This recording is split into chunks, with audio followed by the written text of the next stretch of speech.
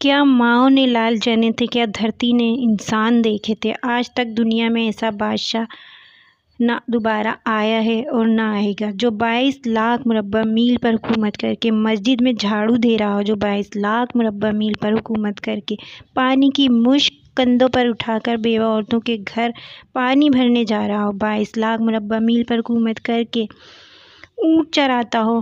دھرتی ایسا بادشاہ نہ دکھا سکے گی دوبارہ، کوئی ایسا آیا ہی نہیں جو کہ اتنی بڑی سلطنت کا مالک ہو اور کیکر کے درخت کے نیچے بغیر پہروں کے سو رہا ہو۔ آپ نے کہا عمر نے حق اور باطل میں فرق کر کے دکھایا، اس لیے یہ فاروق ہے۔ حسن بصری فرماتے ہیں رحمۃ اللہ علیہ کہ اپنی محفلوں کو عمر کے ذکر سے سجاؤ۔ حضرت عائشہ رضی اللہ تعالیٰ عنہ فرمایا کرتی تھی عمر کا تذکرہ کیا کرو، جب عمر کا تذکرہ ہوتا ہے تو عدل کا تذکرہ ہوتا ہے، اور جب عدل کا تذکرہ ہوتا ہے تو اللہ کا تذکرہ ہوتا ہے۔ اماں عائشہ فرماتی تھی اتنی بڑی سلطنت پر حکومت کرنے کے بعد اللہ کی راہ میں جانے والے مجاہدین کے گھر جاتے اور ان کے گھر کی جا کر یہ خیر خبر رکھتے کہ کوئی سودا لانے والا ہے، اتنے بڑے کہ جن کے سامنے کیسر و کسرہ زیر و زبر ہو گئے، وہ زمین میں جا کر خاک میں وہ سارے ہیرے لال جواہر زمین میں لوٹ پوٹ کرنے والا، کسریٰ کے تخت کو توڑنے والا، روم کی طاقت کو توڑنے والا، نوشیروان کے خزانے مدینے میں لانے والا اور رومۃ الکبریٰ کے خزانے مدینے میں لانے والا خود اپنے کرتے میں پیون لیے چل رہا ہے۔ سال کی ابتدا تھی اور اس شخص کی شہادت ہوتی ہے جس کو اللہ تعالیٰ نے وہ عزت دی۔ آپ نے کہا میرے 2 وزیر ہیں، آسمان پر جبریل اور میکائیل، اور زمین پر میرے 2 وزیر ابو بکر اور عمر میرے وزیر ہیں۔ آپ صلی اللہ علیہ وآلہ وسلم نے فرمایا دیکھو قیامت کے دن میرے دائیں طرف ابو بکر اور بائیں طرف عمر ہوگا، اور ہم دونوں ہاتھوں میں ہاتھ دیے اٹھائے جائیں گے۔ جس کے اسلام لانے نے اسلام کو اونچا کیا، جس کے اسلام لانے نے باطل کو پست کیا، جن راہوں سے عمر گزر جائیں شیطان وہ راہیں چھوڑ دیتا تھا۔ عرفات کا میدان تھا، 1.25 مقدس ہستیاں سامنے ہیں۔ اس وقت میرے نبی پاک صلی اللہ علیہ وسلم نے فرمایا اس وقت میرا اللہ میرے سب صحابہ پر فخر کر رہا ہے اور عمر بن خطاب پر خاص طور پر فخر کر رہا ہے۔ میرے بعد کوئی نبی ہوتا تو عمر ہوتا۔ وہ کیا مبارک لوگ تھے جنہیں نبی صلی اللہ علیہ وآلہ وسلم کے گھر میں قبر نصیب ہوئی، نبی پاک صلی اللہ علیہ وسلم کے 2 پہلوؤں میں جگہ ملی۔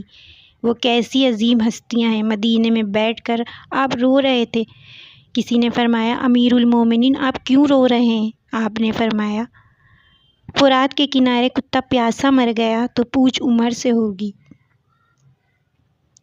آپ بہت رو رہے تھے اور راتوں کو پہرے دے رہے تھے۔ راتوں کو پہرے دینا، لوگوں کی خبر گیری کرنا، یہ آپ کی عادت میں شامل تھا۔ 22 لاکھ مربع میل پر حکومت کر کے، فتوحات کر کے، یوں کوئی خدمت کر رہا ہو، پانی بھر رہا ہو، اونٹ چرا رہا ہو، پیون لیے کپڑوں کے ساتھ خلافت کے تخت پر بیٹھا ہو، یہ دھرتی پھر کوئی ایسا نہیں آئے گا۔ نماز فجر میں آپ کے خنجر لگا نماز پڑھاتے ہوئے، اور 27 ذوالحج، پھر 27، 28 اور 29 گزری۔ 1 محرم کو انتقال ہوا۔ 1 محرم کو موت کے آثار نظر آئے تو بیٹے سے کہا جاؤ اماں عائشہ سے پوچھ کر آؤ کہ عمر اپنے ساتھیوں کے ساتھ دفن ہونے کی اجازت چاہتا ہے، اور دیکھو امیر المومنین نہ کہنا، عمر کہنا اب میں امیر المومنین نہیں رہا۔ بیٹا گیا اور بیٹے نے جا کر حضرت عائشہ سے پوچھا۔ حضرت عائشہ رو رہی تھیں۔ کہا یہ جگہ تو میں نے اپنے لیے رکھی تھی، لیکن اگر عمر چاہتے ہیں تو ان کو مجھ پر فضیلت ہے۔ کہا میں ان کے لیے دستبردار ہوں۔ کہا مبارک ہو اجازت مل گئی۔ بیٹے نے آ کر کہا مبارک ہو اجازت مل گئی، تو آپ نے فرمایا نہیں شاید میری شرم میں اجازت دی ہو۔ کہا جب میں مر جاؤں تو مجھے دوبارہ دروازے کے سامنے رکھ کر پوچھنا، اجازت ملے تو پھر لے جانا، ورنہ مجھے بقیع کی طرف لوٹا دینا۔ اتنے میں حضرت علی آئے اور کہا عمر موت سے ڈر رہے ہو؟ کہا نہیں، موت کی بات کی گھاٹی سے ڈر رہا ہوں۔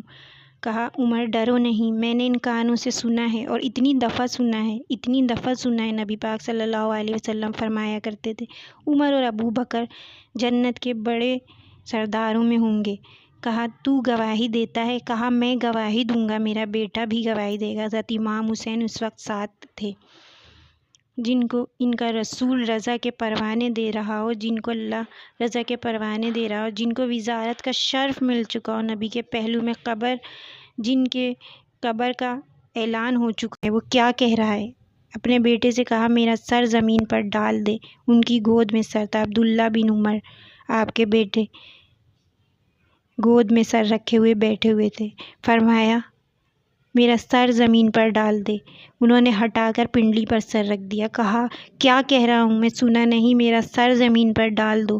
انہوں نے زمین پر سر ڈال دیا تو آپ نے اپنے چہرے کو مٹی میں رکھ دیا اور ایسے ملنے لگے اور کہنے لگے یا اللہ اگر تو نے عمر کو معاف نہیں کیا تو عمر ہلاک ہو جائے گا۔ عمر تیری ہلاکت ہے اگر تیرے رب نے تجھے معاف نہ کیا۔ یہ کہتے ہوئے جان دے دی۔ 22 مربع میل پر حکومت کرنے والا، عین حالت نماز میں زخم کھا کر گرنے والا، مطلوب مصطفیٰ اور وزیر مصطفیٰ جنت کی خوشخبریاں لے کر جنازہ محب رومی نے پڑھایا اور دروازے کے سامنے لا کر رکھ دیا۔ پھر جنازے کو دروازے کے سامنے لا کر رکھ دیا۔ عبداللہ بن عمر آگے گئے۔ فرمایا میرا باپ عمر بن خطاب دروازے پہ حاضر ہو چکا ہے، اندر آنے کی اجازت چاہتا ہے۔ تو اماں عائشہ نے اپنی چادر اٹھائی اور روتی ہوئی باہر نکل گئیں۔ پھر لوگ اندر داخل ہوئے، قبر کھودی گئی۔ عبداللہ بن عباس قبر کھودنے میں ساتھ تھے۔